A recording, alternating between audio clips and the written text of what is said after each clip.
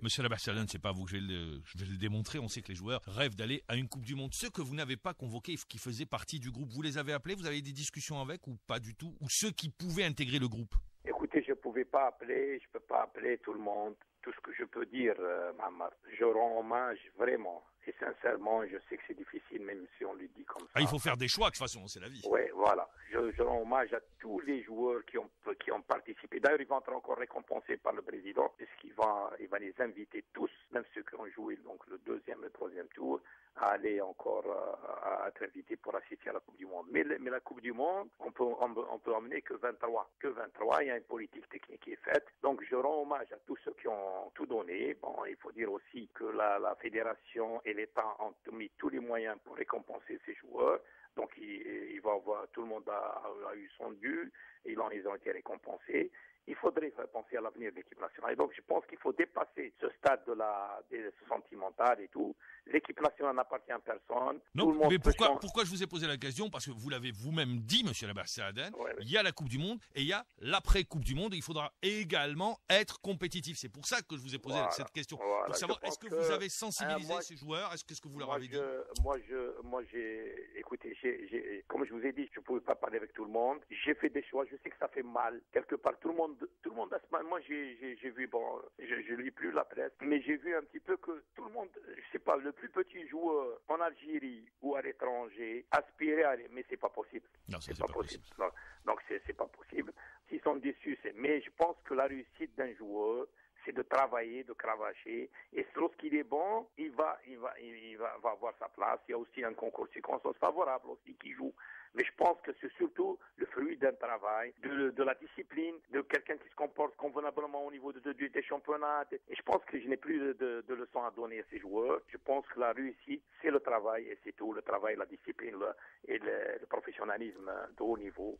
Et je pense que voilà ce que j'avais à dire. Et je n'ai pas écouté, parce que c'est toujours difficile de pouvoir expliquer à n'importe qui que vous n'êtes pas sur la liste. Ça, c'est sûr. Voilà, alors, monsieur Labastardane, vous avez donné une liste de 25 joueurs. 2 vont être enlevés de cette liste, mais vous avez également annoncé 5 joueurs de réserve. Il y a eu des spéculations sur les 5 joueurs. On dit que c'est des joueurs locaux. Vous avez parlé avec eux pour se tenir fin prêt, monsieur Labastardane?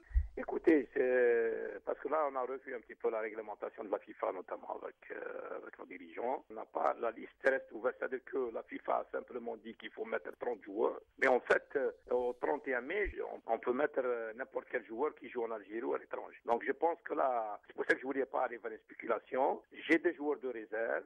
Éventuellement, si déjà je vois la première semaine ou la deuxième semaine, donc à la fin, c'est pour ça que j'ai dit que je fais un bilan à Crans-Montana, si véritablement, je pense que immédiatement, comme on a fait déjà pendant la Coupe d'Afrique, et les joueurs de réserve, et immédiatement, d'autant plus que le championnat, par exemple, d'Algérie continue à fonctionner, et il y a encore aussi un joueur professionnel, mais je pense qu'on là, on va l'informer éventuellement, pour lui dire qu'il est sur la liste des réserves. Vous pouvez pas nous donner le nom de ce joueur? Écoutez... si vous voulez, hein. Si vous voulez non, c'est pas nécessaire, Mamar. On le fera, comme j'ai dit déjà lors de la conférence. Si on a envie, parce que la date, la FIFA veut une date, donc elle a fixé comme ça, pour pousser surtout les pays au 11 mai à donner, à rappeler, parce qu'il faut donner une liste. Mais en fait, la liste n'est pas, c'est-à-dire que même on peut prendre des joueurs qui sont en dehors des 30, donc ça sert à rien. Et là, ça va encore spéculer. Je pense que les joueurs sont très prêts, c'est pas la peine. Et ils continuent à travailler dans leur club. Et lorsqu'on a, si mon Dieu, d'ici le match de l'Irlande, je dirais, si on a besoin, je pense qu'on fera appel et ils seront très contents d'être en équipe nationale et surtout pour le mondial. Voilà. Pour le match de l'Irlande, et ce sera ma dernière question, qu'est-ce que vous attendez de vos joueurs? Écoutez, on enlève la première semaine. La deuxième semaine, on revient vers le terrain, vers la tactique, pour préparer maintenant le match.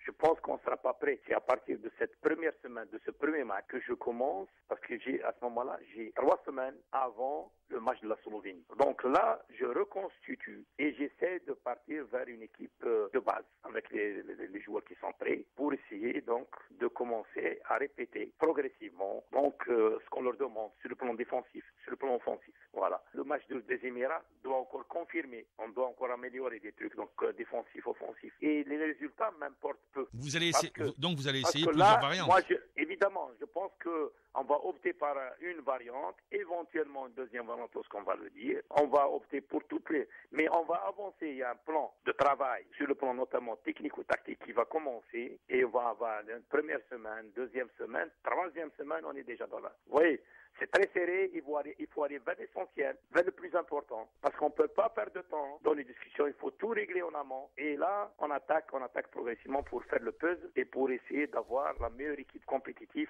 contre la Slovénie. Je pense que on va reconstruire cette équipe nationale dans un très peu de temps, et on n'a pas le temps de se perdre, on n'a pas le temps, donc il y a des priorités, et on les a déjà, sur le plan défensif, sur le plan offensif, pour reconstituer, pour connaître aussi dans la dernière semaine aussi très bien l'adversaire, pour faire un plan de jeu en fonction de l'adversaire, du premier adversaire, après lorsqu'on rentre en compétition, un plan de jeu qui s'adapte également à l'Angleterre, et après donc un plan de jeu en vue du dernier match contre les États-Unis. Et voilà comment on est en train de se préparer. On est rentré dans les détails maintenant. On est en train de travailler très très dur, et je vous assure qu'une journée de 24 heures ne suffit pas actuellement. Justement, moi je pensais que après avoir donné la liste des 25, vous allez avoir un peu plus de temps de libre, mais finalement c'est du temps plein. C'est infernal.